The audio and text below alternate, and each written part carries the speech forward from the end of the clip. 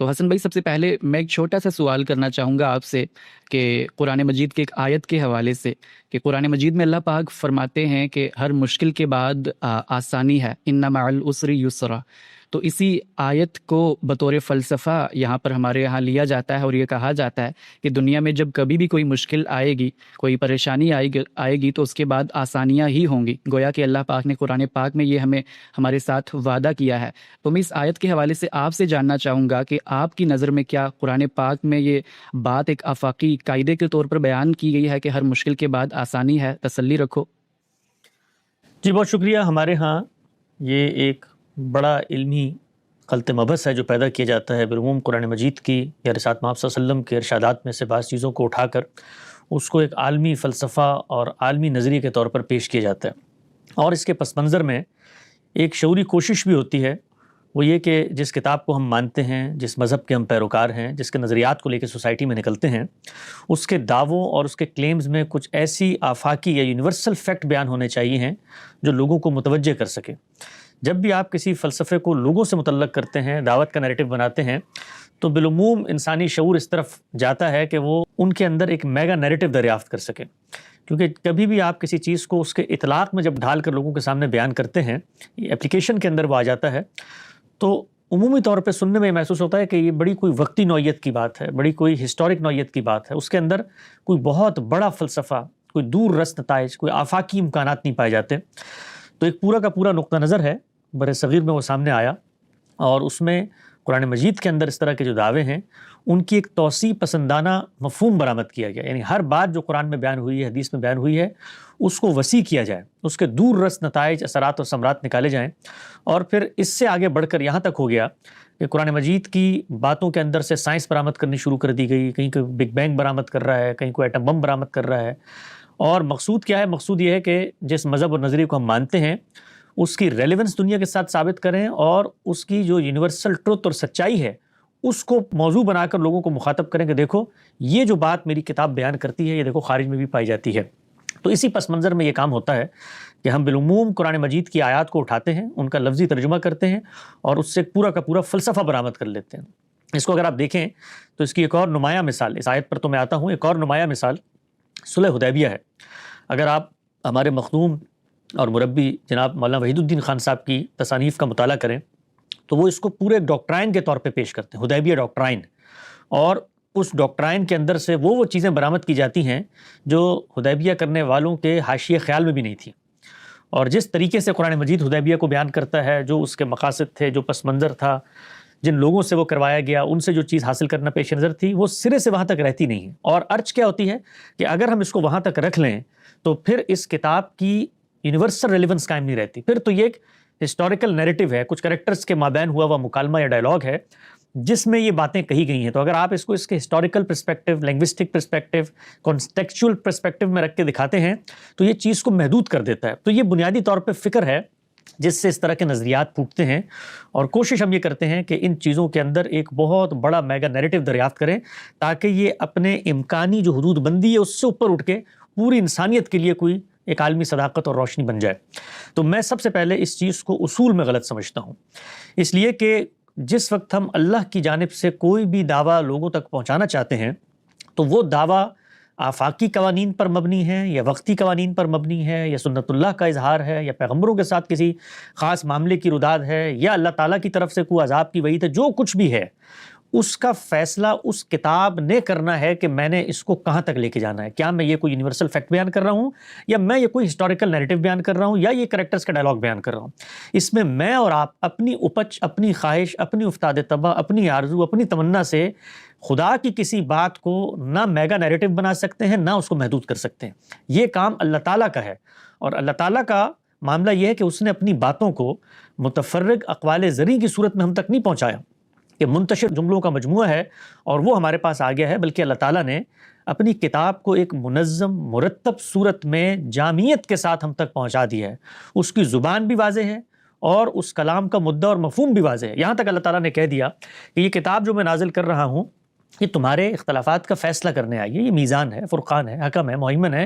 اس کا ایک ناگزیر عقلی تقاضا یہ ہے کہ اس کتاب کو قطعی الدلالہ ہونا چاہیے، یعنی جو باتیں وہ کر رہی ہے وہ اپنے مفہوم پر پوری وضاحت کے ساتھ بیان کرنے کی پوزیشن میں ہو، جس زبان میں ہے اس زبان کو ہم جانتے ہوں، اس زبان میں ایک معتبر تعویل ہم تک پہنچے تاکہ ہم اس کے ذریعے سے فیصلہ کر سکیں۔ یہ سب اس کی اس حیثیت کا ناگزیر تقاضا ہے۔ چنانچہ اللہ تعالیٰ نے یہ کتاب قیامت تک کی ہدایت کے لیے دی ہے، اس کو ایسے نہیں چھوڑ دیا کہ اس کے اندر کچھ منتشر چیپٹرز ہیں، کچھ منتشر اقوال ذری ہیں، کچھ منتشر جملے ہیں جن سے جو شخص اٹھے چاہے اور جو مفہوم برآمد کر کے اس کو کوئی عالمی صداقتیں بنا رہا ہو، کوئی یونیورسل ٹروتھ بنا رہا ہو، کوئی اس کو موٹیویشنل اسپیکر آیت اٹھا کر اپنی موٹیویشن کا ذریعہ بنا رہا ہو۔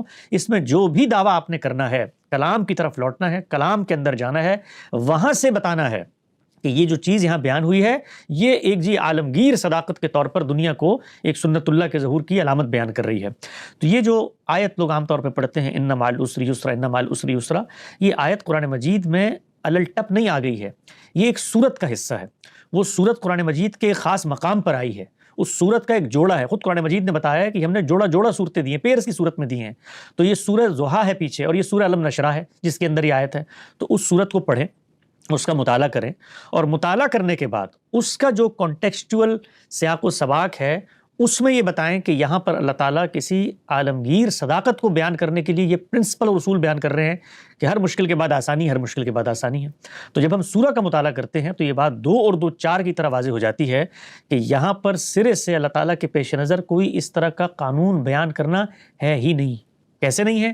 دیکھیے سورہ کیا کہتی ہے، الم نشرح لک صدرک ووضعنا عنک وزرک الذی انقض ظہرک ورفعنا لک ذکرک، یعنی اے پیغمبر کیا ہم نے تیرے ساتھ ان آیات کا وہ معاملہ نہیں کیا جس کا تو خود گواہ ہے کہ ہم نے تیرا سینہ کھول دیا، یعنی ہدایت کی یافت میں تو سرگردہ تھا، پیچھے بیان کیا۔ اسی طریقے سے جو کچھ ہدایت ہم نے دی جب وہ تجھے مل گئی تو اس کے بعد جو چیلنجز تیرے پیش نظر رہے، وہ دعوت کے مراحل ہوں جس میں تو اس دعوت کو لے کے باہر نکلا تو لوگوں نے تجھے پتھر مارے، تجھے جھوٹا کہا، ساحر کہا، شاعر کہا، کاہن کہا، لیکن ہم تیرے ساتھ کھڑے رہے، ہم نے تیرا سینہ کھولا اور اس میں وہ تسلی اور سرشاری اور طمانیت کے امکانات نازل کیے جس سے تو اس پوری کی پوری دعوت پر پابرجا رہتا ہے۔ تو کیا فرمایا، الم نشرح لک صدرک ووضعنا عنک وزرک الذی انقض ظہرک، یعنی وہ جس کا بوجھ تیری کمر کو توڑے دے رہا تھا، لیکن ہم نے کیا کیا، ورفعنا لک ذکرک، ہم نے یہ بتا دیا کہ تو کوئی عام آدمی نہیں ہے، اور یہ دنیا کوئی کھلنڈرے کا کھیل نہیں ہے، یہ کوئی بیرائی کا غلہ نہیں ہے، یہ کوئی رام کی لیلا نہیں ہے، بلکہ ایک جبار اور قہار خالق کی اسکیم کے تحت اس نے تجھے بھیجا ہے۔ تو اب اس دنیا کے اندر کیا ہوگا، تیرا ذکر ہم نے بلند کیا، تو اکیلا تھا، تنہا تھا، تو نکلا خدا کی اس دعوت کو لے کر، تو کیا ہوا، قریش کے ان سرداروں کے دل پلٹنا شروع ہو گئے۔ تو ہم ہیں جو رفع ذکر کا بندوبست کرتے ہیں، تو پریشان نہیں ہونا، غم نہیں کھانا، ہمیں پتہ ہے تیرے دل میں لوگوں کو خدا کی دعوت کی طرف بلانے کا جو غم ہے یہ تجھے مارے دیتا ہے۔ خود قرآن مجید نے بتایا دوسری جگہ کے اوپر کہ یہ کام مت کریں کہ آپ اپنے آپ کو اتنا غمگین کر رہے ہیں کہ آپ اپنے آپ کو ہلاکت میں ڈال لیں، اللہ کا باخع النفس کا، یعنی تجھے اتنا غمگین کرتی ہے یہ بات کہ لوگ اب دعوت نہیں قبول کر رہے تو جہنم کی طرف جا رہے ہیں، اور تو اس غمخاری میں اپنے آپ کو اس طرف دھکیل دیتا ہے کہ کہیں ہلاکت نہ ہو جائے۔ تو ہم تجھے تسلی دیتے ہیں، تجھے اطمینان دلاتے ہیں کہ ایسا کچھ نہیں ہوگا۔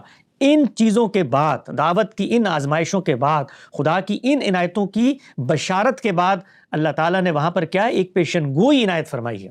یہ پیشن گوئی ہے جو ان مع العسر یسرا کی صورت میں یہاں پر زیر بحث آئی ہے۔ تو کیا فرمایا، یہ سب کچھ ہو رہا ہے، غم نہ کرو اے پیغمبر، ان مع العسر یسرا فان مع العسر یسرا۔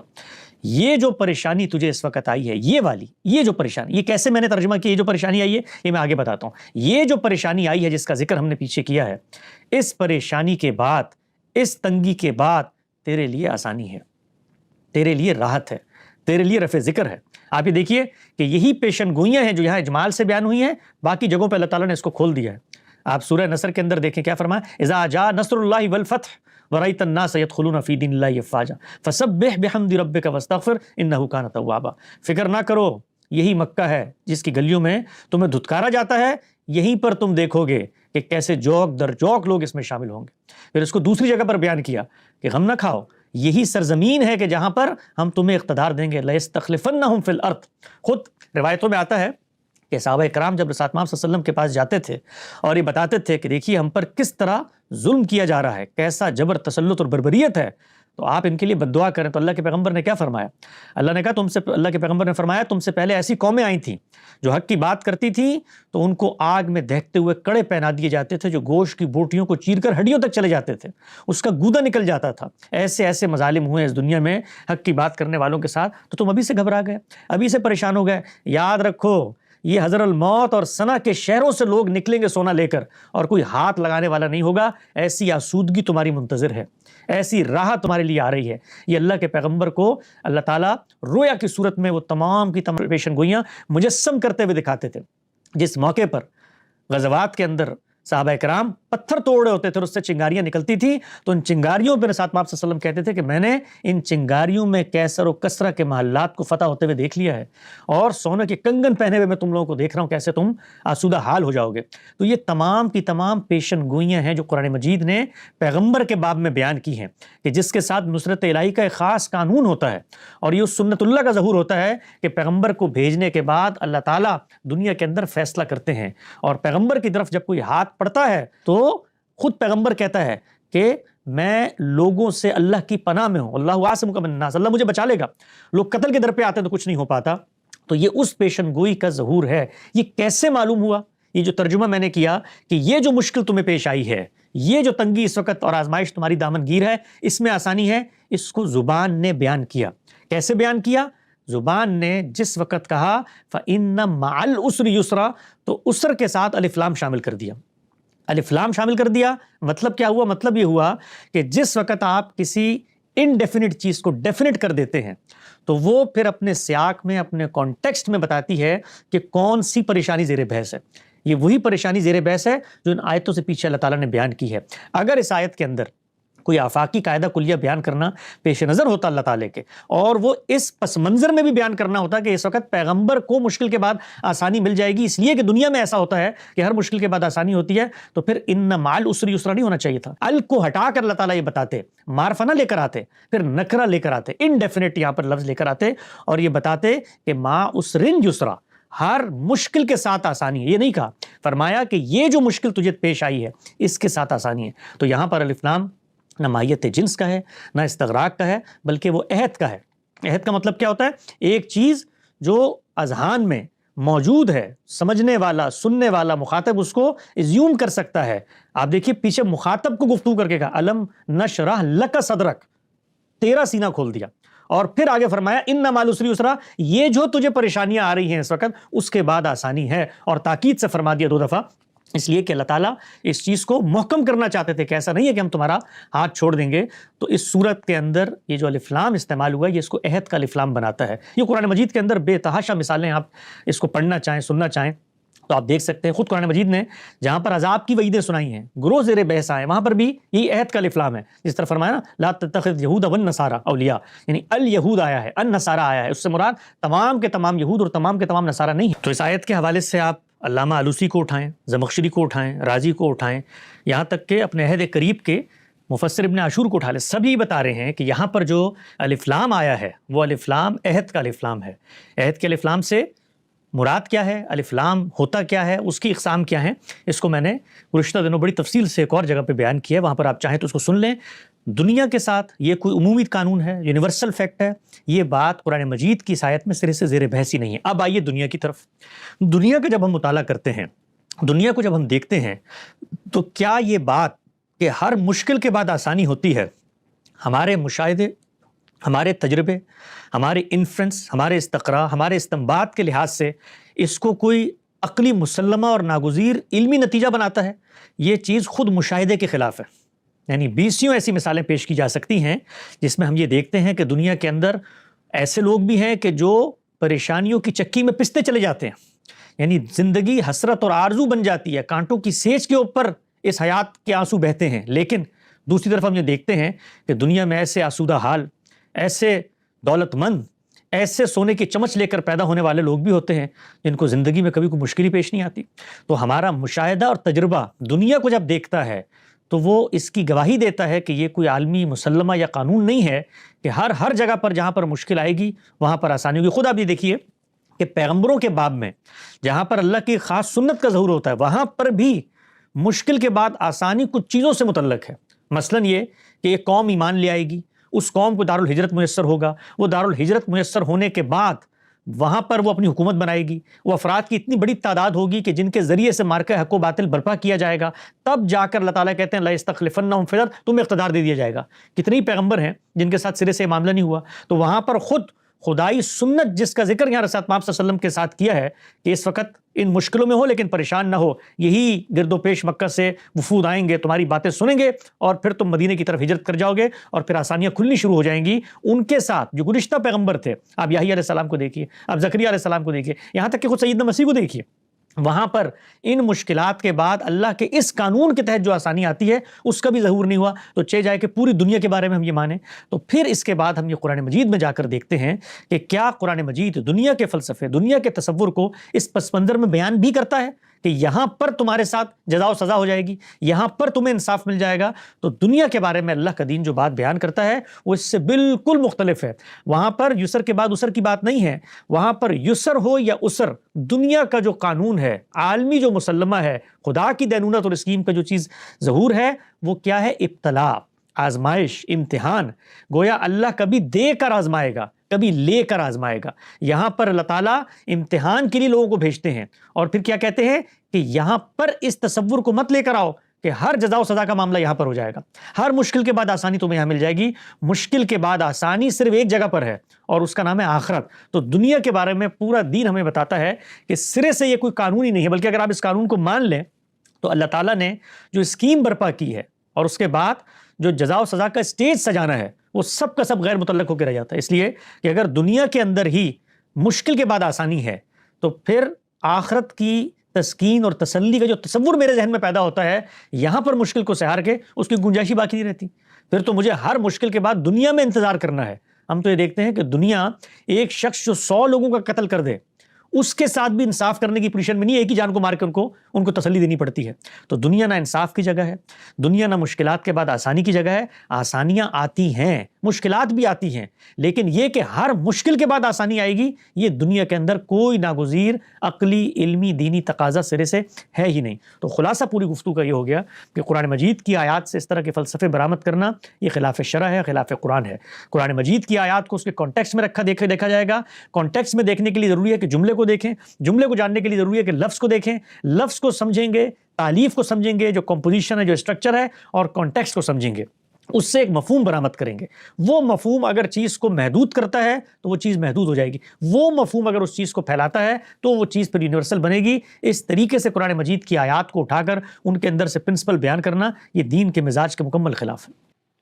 جی بہت شکریہ حسن بھائی، جزاک اللہ خیرہ۔ بڑے اچھے طریقے سے آپ نے بتایا کہ کیسے ہم کسی غلط اپروچ کے ساتھ اسپیسیفک احکام کو جنرلائز کر کے اس سے غلط مفہوم اخذ کر لیتے ہیں، اور قرآن فہمی کے حوالے سے بھی آپ نے بتایا کہ ہمیں کن کن چیزوں کا خیال رکھنا چاہیے، اور بہت شکریہ ہماری الجھن کو دور کرنے کے لیے۔ اب ہم چلتے ہیں کالرز کے سوالات کی طرف۔ اسماعیل بھائی وہ اپنا مائک انمیوٹ کر کے حسن بھائی سے کوشچن کر سکتے ہیں۔ جی حسن بھائی، یہ جو آپ نے مطلب کہا ہے کہ آپ کی دلیل تو درست ہے، لیکن یہ ہے کہ بہت سارے مسلمانوں کے لیے یہ ایک امید کا بھی ذریعہ ہے کہ جیسے فار ایگزامپل مجھے اپنی زندگی میں یہ مثال نظر آئی ہے کہ ہر مشکل کے بعد آسانی ملنا، اللہ کی طرف لوٹنا، تو اس سے مطلب حوصلہ ملنا۔ یہ آپ کی بات درست ہوگی کہ وہ حوصلہ یا وہ امید وہ چاہے مجھے مل رہی ہے، لیکن یہ جی سوال واضح ہے مجھ پر واضح ہے۔ تو یہ حوصلہ جو اس پر تو میں بہت تفصیل سے بات کر چکا ہوں کہ پہلے وہاں پر اس حوصلے کو پیدا کریں، پھر یہ حوصلہ آپ کو ملے گا۔ کیا یہ حوصلہ آپ سے متعلق اللہ تعالیٰ نے وہاں اپنے دعوے میں بیان کیا؟ لیکن ایک منٹ کے لیے یہ میں مان لوں تو میں پلٹ کے آپ سے پوچھوں گا کہ وہ جو اللہ تعالیٰ نے ہم سے وعدہ کیا ہے آخرت کے اندر ہمیں پورا کا پورا اجر دینے کا، کیا وہ حوصلہ ہمارے لیے کافی نہیں ہوتا؟ کہ ہر چیز کی جزا و سزا ہم اس دنیا میں چاہتے ہیں، وہ حوصلہ تو ایک بندہ مومن کو زیادہ بلند جگہ پر فائز کرتا ہے کہ ہر سطح پر میں جو زیادتی ہو رہی ہے اس میں اگر برابر کا بدلہ نہ بھی ملے تو ایک جگہ ہے کہ جہاں پر اس سے بڑھ کر اجر دیا جائے گا، 100 گنا اللہ تعالیٰ نے کہا بڑھا کر میں اجر دے دوں گا۔ تو وہ حوصلہ تو زیادہ تسکین، زیادہ طمانینت، زیادہ سرشاری، زیادہ اطمینان اور زیادہ تقرب اللہ کا باعث بنتا ہے کہ دنیا میں اگر نتیجہ توقعات کے برخلاف بھی نکلتا ہے تو آخرت تو باہر کیف موجود ہے نا۔ جی عرفان بھائی ہم آپ سے اجازت لینا چاہیں گے، آئی ہوپ کہ آپ کا کوشچن ایڈریس ہو چکا ہے۔ پھر نیکسٹ کالر کی طرف چلتے ہیں ہم۔ فراز بھائی اپنا مائک انمیوٹ کر کے حسن بھائی سے سوال کر سکتے ہیں۔ السلام علیکم حسن بھائی۔ اچھا حسن بھائی سب سے پہلے میں آپ کا بہت شکر گزار ہوں، اور اس سے زیادہ شکر گزار Gandhi school of Islamic learning اور سب سے زیادہ جاوید احمد گاندھی صاحب کا، کہ انہوں نے مسلم ڈائسپورا کو یہ سکھایا کہ سوچتے کیسے ہیں. اور میں اتنی بس اسی بات کہنا چاہتا ہوں کہ میرا جو 18 سال کا اسکول نہیں سکھا سکا، وہ مجھے گاندھی صاحب اور آپ لوگوں نے سکھا دیا. اچھا، میرا سوال یہ ہے، جب ایک انڈیویجول قرآن کو اکیڈمکلی اب سمجھنے کے لیے پڑھتا بھی ہے، تو وہ ایگزسٹینشلی بائی نیچر، ہیومن نیچر اس کو کنیکٹ بھی کرنا چاہتا ہے. کہ جیسے وہ سورہ کہف اگر پڑھے گا تو وہ سامنے سورہ کہف کھولے گا تو ان لوگوں کا ذکر ہوگا جو پیپل آف دا کیو ہے. تو پھر اس کو سوچے گا کہ اللہ تعالیٰ نے جب ان کی مدد کری تو اگر میں صحیح راستے میں چل رہا ہوں، اللہ تعالیٰ میری مدد کرے گا. تو کیا یہ ایگزسٹینشلی اس کو کنیکٹ کرنا غلط ہے؟ اور یا پھر بعض بار جب قرآن شریف پڑھتا ہے انسان تو اس کے پاس بہت میٹافزیکل سوال بھی آتے ہیں کہ کیا، جیسے بہت سارے سوال آلریڈی چل رہے ہوتے ہیں کہ کیا بائی ہیومن نیچر انسان کے انٹرسٹکلی وہ برا ہے یا پھر اچھا ہے. تو قرآن میں سورہ 3 میں اس کا جواب بھی مل جاتا ہے. تو لیکن کیا اس چیز کو رزلٹ یا پھر کنکلوژن نکالنا وہ غلط ہے؟ یا پھر حسن صاحب جیسے، یا پھر قرآن کی آیت کو خالی اس طرح سمجھا جائے گا کہ وہ اتمام حجت پہ آئی تھی اور اس کا کیا کنکلوژن تھا، وہ کن لوگوں پہ آئی تھی؟ یہ سوال تھا میرا.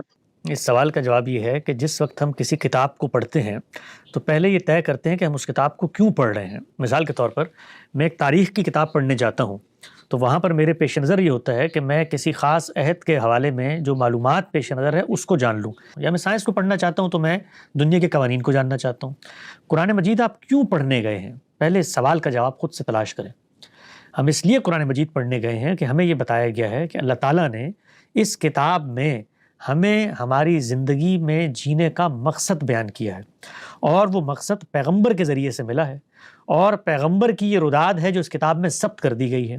اب اس پیغمبر کی روداد میں مجھ سے کیا چیز متعلق ہوتی ہے یہ اس کتاب نے بتانا ہے.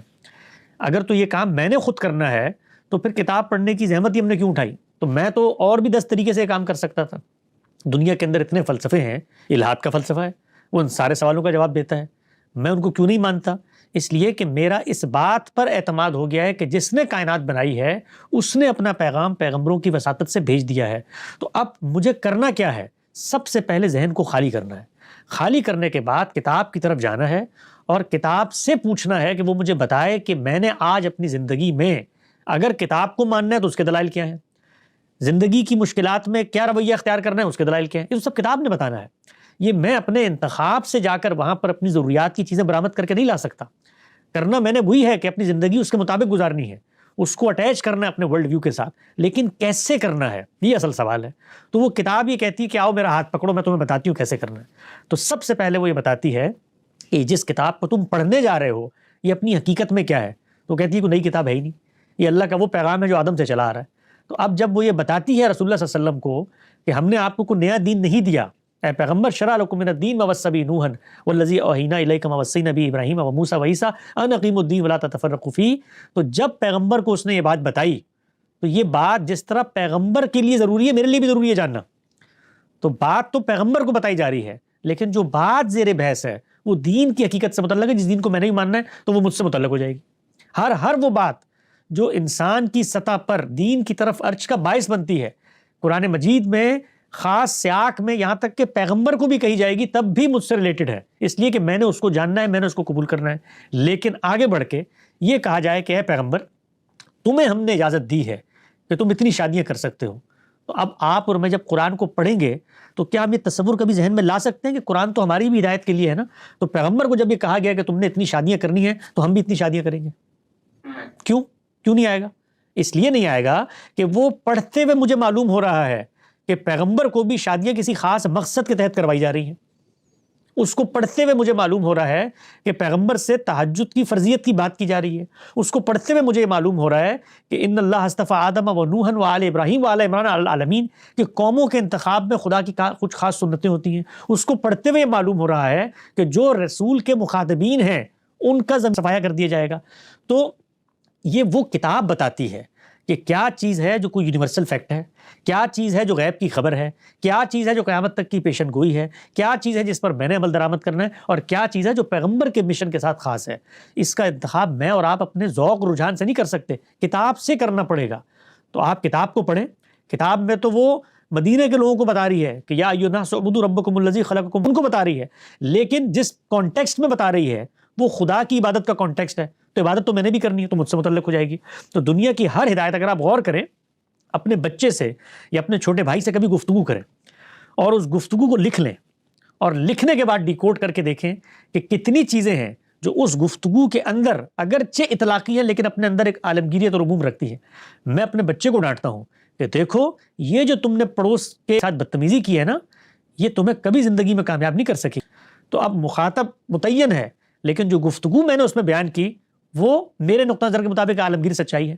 تو اس طریقے سے جب آپ قرآن کو پڑھتے ہیں تو ہر ہدایت کو دیکھا جاتا ہے کہ اس کے اندر کیا چیز زیر بحث ہے. مثال کے طور پہ پیغمبر صلی اللہ علیہ وسلم کے بارے میں کہا قرآن مجید نے کہ آپ کی مجلس میں جا کر اگر تخلیہ میں بات کرنے کی خواہش پیدا ہوتی ہے صدقہ کرو پہلے. تو آپ اس آیت کو پڑھ کے کوئی سبق لیتے ہیں اس آیت سے؟